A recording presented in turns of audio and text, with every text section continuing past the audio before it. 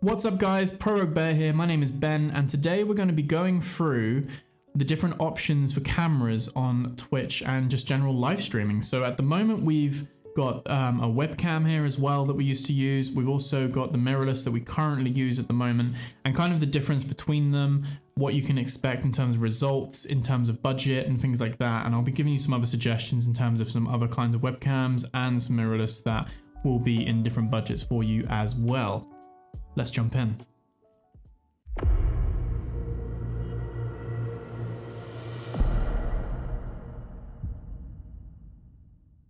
So before we get started, make sure you hit that subscribe button. It really helps. A like or a dislike. Let me know how you felt about the video, and drop a comment below. What are you currently using on your streams for your video? Do you even use a video in your streams? Let me know. So I started off with a Logitech C920. It's full HD, 30 frames. It's not super frills or anything like that, but it's definitely a great starting webcam. I think it goes for around £85, £90, something like that. It's probably just over $100. It works just really well as a general webcam. I actually got this before streaming, using it for my other business side of things, for just normal like conference calls and things like that, because it was way better than my inbuilt webcam on my MacBook and stuff like that. It has lots of other functionality, so you might even have one or something similar lying around at home anyway. So if you're looking to get started, it doesn't have to be flashy, and the full HD is really nice. And you got to remember, for most streamers, 1080p is going to be the maximum you're going to be streaming out to anyway. Later there may be the option of streaming at 1440 and things like that, but with encoding and stuff, especially on Twitch, for non-partners, you're going to be looking at 1080 and below, and it's normally recommended anything from 1080 down to 720 is kind of looking at your kind of sweet spot there. So you don't have to worry too much about that. And the 30 frames per second, I've always outputted at 60 as a stream, but the 30 frames here doesn't really ever cause too much of an issue, because my webcam, myself on the webcam, is never super fast motion that's going to cause any issues or show any noticeable stuttering or anything like that. So it's normally quite a nice option to have. Now obviously this one is straight USB into the back of your PC, and this will just sit on top. I've got this on a little mount at the moment, but it has a little thread which you can attach it to either an arm or a tripod or whatever, fit in your setup, and it's got a really small form factor as well. You can also adjust its kind of height and everything like that as well, and its tilt, so it can sit on the back of your monitor as well. If you want that kind of front camera look, that's certainly an option there for you as well. It equally works having it as like a tripod on the side though, and then you can have it kind of looking at you that way, getting that side profile instead. So depending on the angle, it's very versatile there too. And because it's only full HD, it's only USB 2.0. So if your PC or laptop isn't filled with abundance of 3.0 slots, then this is also a good option to get started. That's because a lot of the 4K capture devices require USB 3.0. So if you don't have the slots, or you don't have enough slots, then this one's also a good option. I see a lot of people also use this as like a secondary camera, normally once they've upgraded, and that can then be like put on a mount, and it can like like on your mouse and keyboard maybe, or if you play guitar on stream, it can get a different angle, or whatever it might be. You just have two angles maybe, or for replays and stuff like that. So there's a lot of cool things you can do with this, and it's just nice light plug and play. Just add it as a source, you're all good to go. So it will literally then just start showing up. You will then appear in there, and it does have some customization options and stuff like that. The other webcam I'm going to go through does as well, but basically it's just a nice plug and play option. It's got good auto exposure, it lights you up pretty well. It doesn't have great depth of field or anything like that, and you'll see right now that there's basically it's just a nice clear picture, but there's a very big difference between using a mirrorless camera with a more specific like aperture set and everything like that. So I eventually moved on to the Logitech Brio. So it's still in the same Logitech family. This isn't Logitech sponsored or anything. It just so happens I like the webcams that they make. But the Logitech Brio is similar kind of size, a little bit bulkier here. It's got the same kind of design, that it sits on a little kind of adjustable plate. So it's built to sit over the top of your monitor. It's built to just latch on there. And the great thing with this is it's USB 3.0 to a USB-C. So you can even do USB-C to USB-C if you've got the cable for that as well, providing you've got the port to provide that. The cool thing with this is 4K 30.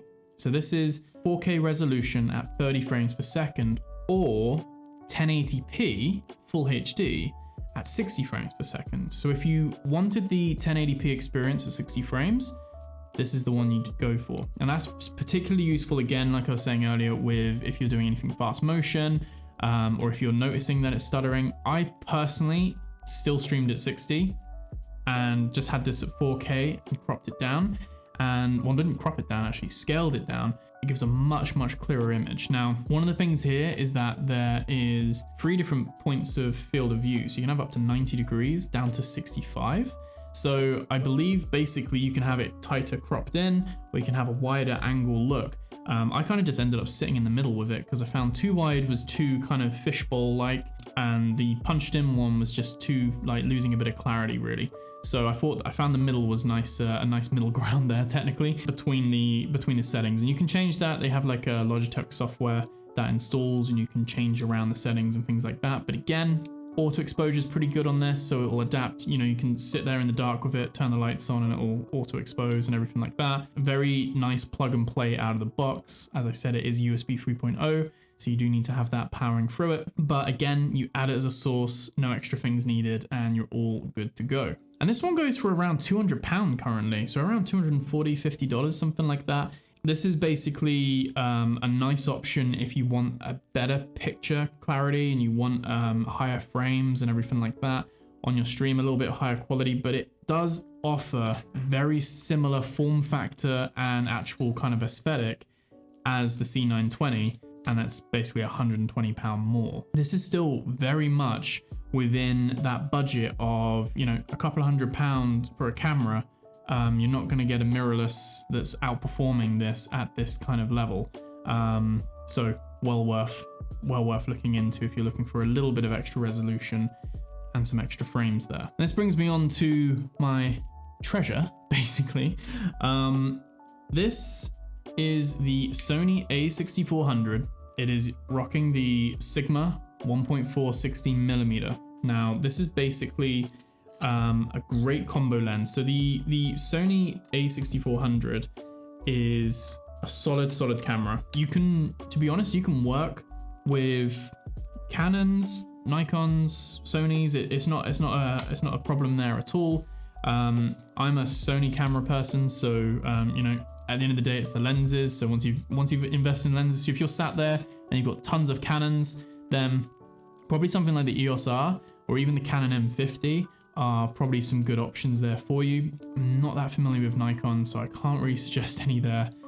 Maybe if you're watching this and you're a Nikon camera user and stuff like that, feel free to drop some suggestions in the comments below. But for Sony, their A series their alpha basically is very impressive now, and especially useful for stream cameras. They have no recording limit, and you can get a dummy battery and pop it in. Obviously, you'll need a cam link, like the Elgato cam link, and that will basically allow your computer to pull the image from your camera and through clean HDMI, put it through, and it will show up as a source on your OBS that you can then add. It can then capture you. It will run at 4K 30. So on the surface, it is the exact same resolution and frames as this one. It will do 1080 60, 1080 60, 4K 30, 4K 30. The difference is the quality of the lens, the sensor, the depth of field, the autofocus, exposure levels, ISO, like everything is much more customizable within this piece of kit than the webcams. The setback of this is that this is, I mean, the lens is around £350. The body was around £800. So you're looking at going from 200 to 1200 roughly. And that's before the dummy battery, SD cards, that kind of stuff. And then you've also got to consider you've got to buy a cam link, which is around 120, 130 pound. So you're definitely looking at, this is at a higher budget as you're looking to upgrade your stream. But the beautiful thing with this is that this is actually great for your other content as well. So this is great for your YouTube videos or your other content creation, or even if you just want to learn photography and videography and things like this.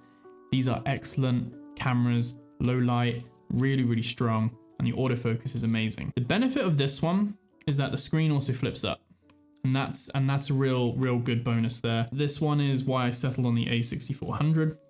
You can get a slightly older model like the A6000, And the A6000 doesn't have 4K, but it's still 1080p at 60 frames. So it's still perfectly good, and it's more akin to this one, but again, with all those extra options, being able to make sure that you've got the right kind of focus level and the right white balance and everything like that, much more obtainable within a proper piece of kit like this. Now again, with this, you'll need a mount or a tripod or something like that behind, so you can then have it tilted at you or wherever it's going to be sitting on your stream. I have mine to my left on an angle, so it's basically just sat there pulling through, and you'll see that on my other videos where we do tutorials and stuff, because I also use this to record like my desktop tutorials for you know, things like the rounded corners on the camera and OBS tutorials and stuff like that. It can then work for all your other sources of content. So as you can see right now, there is a clear difference between the Logitech Brio and the Sony A6400 with the 1.4 16mm Sigma lens. The main difference here is the clarity and the depth of field, and that's brought to life by the 1.4 aperture on the lens, and that's why I went for this lens. So this 16mm lens is perfect, because normally if I put this on a full body camera like the camera I'm shooting on right now, this would be ultra wide, right? Really wide, fishbowl effect, great for landscapes, but not so good for streaming perhaps. On this is a APS-C, so when we put this in, it's about 1.6 times whatever the 16mm is. So we get about 25, 26 mil, something like that. That gives us a nice tight image that is focused. The autofocus on this is seriously impressive. So if you need to hold anything up to the camera, it's gonna sort that out fine. Now the camera I'm filming off of, that is an A7 III with a 16 to 35 mil Sony G Master. I would say that is overkill. That's almost about £3,000 worth, if not more, of kit right there, which for a live stream, it would give you 4K 60, because the A7 III, compared to the A6400, this one only does 4K 30 at a maximum. The Sony A7 III does do 4K 60. Again though, I have not found any issues running 4K 30 as my source, and I scale that down to 1080, put a little bit of Lanzaros, or however you say that, sharpening on it, and it smooths that all out, and I'm really happy with the picture that it puts out. Obviously there are varying budgets, and I would say between the Brio at 200 and between the A6400, and if we say this is 1200 all in, maybe 1300 all in. So there is what I would consider a middle player, and that could be, if we're sticking with Sony, that could be a combination of the A5100 or the A6000, which older models both shoot 1080p 60. And I would still recommend this lens. This Sigma lens, it still works with the other, those other cameras that I just mentioned, because it's got the Sony E mount, so it still works with them. And so you'll still get that nice crisp kind of blur bokeh effect with the f.1 aperture, but you will just be doing it at 1080p 60 instead of 4K 30. Now, in terms of some other brands, Canon M50 is also meant to be really good. And Canon do actually have beta software at the moment where you can actually plug your camera directly into your PC. So it does eliminate the need for a cam link as well. Again, it's beta software. It doesn't output the exact resolution that you're doing at the moment. Although hopefully we would see that kind of improve over time. And you never know as well, this might actually spurn on other things. Because a lot of these cameras actually do have the connections just plug straight in to a PC. Maybe in the future we won't even need a cam link, but at the moment I would recommend the Elgato cam link purely because it does 4K crisp. I've not had an issue. You plug your HDMI from your camera into the cam link into the back of the PC, and you're all good to go. As always though guys, remember it is the lighting that makes everything when it comes to your camera. And even with the base level of your camera here, if you've got some good lighting in a well-lit room, and you've got some light coming at you, and you've got some backlights as well, it will still look good. So don't feel like you have to go out there and spend £3,000-4,000 just to get good quality. You can do that by just investing in some more lights instead. Keep your camera equipment as it is. I find the biggest difference between webcam or DSLR or mirrorless is that you get that nice blurred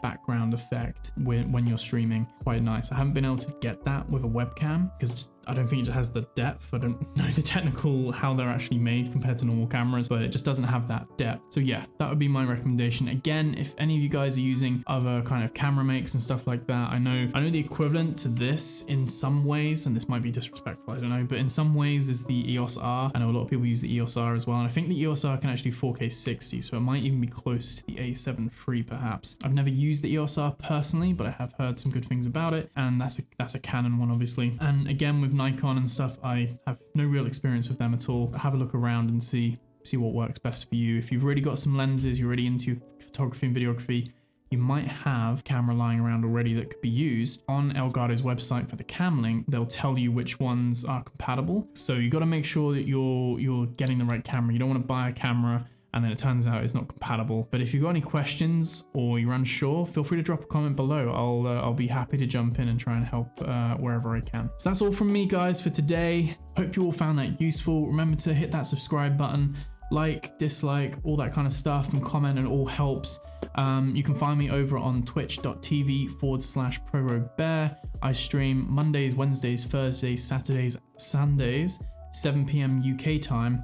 Tuesday and Fridays we have our days off. If there's any questions on the stream, feel free, come on in. Great to have you there.